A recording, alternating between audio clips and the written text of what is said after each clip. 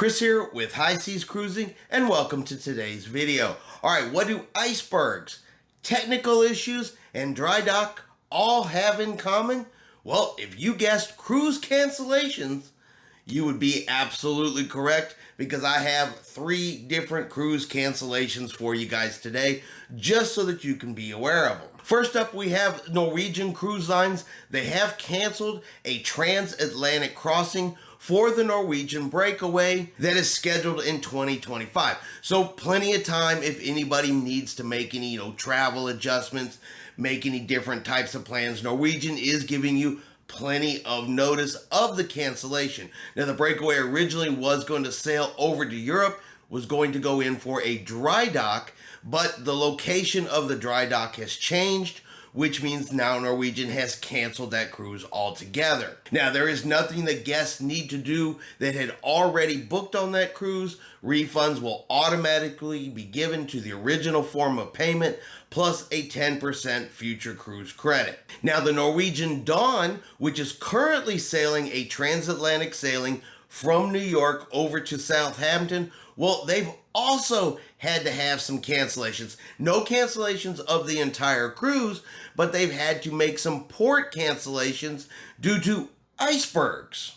Yep, I said icebergs in April have resulted in some cancellation. So this past Sunday, the Norwegian Dawn was scheduled to be in St. John, Newfoundland, but there were reports of icebergs in the area, and obviously for an abundance of safety, Norwegian has canceled that port stop. And while icebergs are not, a real common issue for cruise ships, they can still cause a significant amount of damage if one is not seen. If an iceberg hits the side of the ship, it's completely a safety issue, which resulted in the port stop being canceled. Now, Norwegian did give passengers on board $25 onboard credit for the first 2 passengers in a cabin, so up to $50 per cabin, and the Norwegian Dawn has continued on with her cruise. And finally, Cunard Cruise Lines. Now, this cancellation would be one of the hardest ones to swallow for those that were booked on this cruise.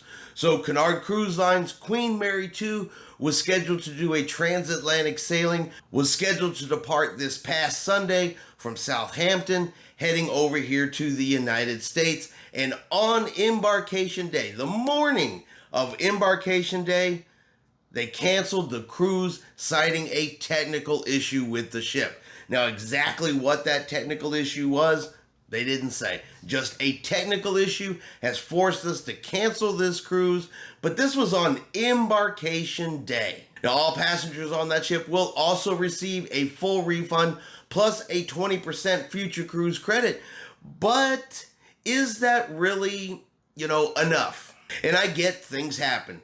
Issues happen, problems happen, but on this particular type of cruise, this can create all types of issues. Because think about this. Did you fly from the United States over to Southampton in order to get on this ship, only to have it canceled on embarkation day? A lot of people are bound to have some type of follow-up travel. Once you get here to the United States, do you have to fly back home? Do you have a follow-on cruise? Because this is a transatlantic going from point A to point B, there had to have been some other type of traffic that was involved. It's not like a cruise where I would get on in Galveston and get right back off in Galveston, and then it's just a few hours drive back home. There is a lot of other travel that can be involved in a transatlantic sailing. Like I said, there has to be some kind of hotels, airlines, possibly another follow-on cruise.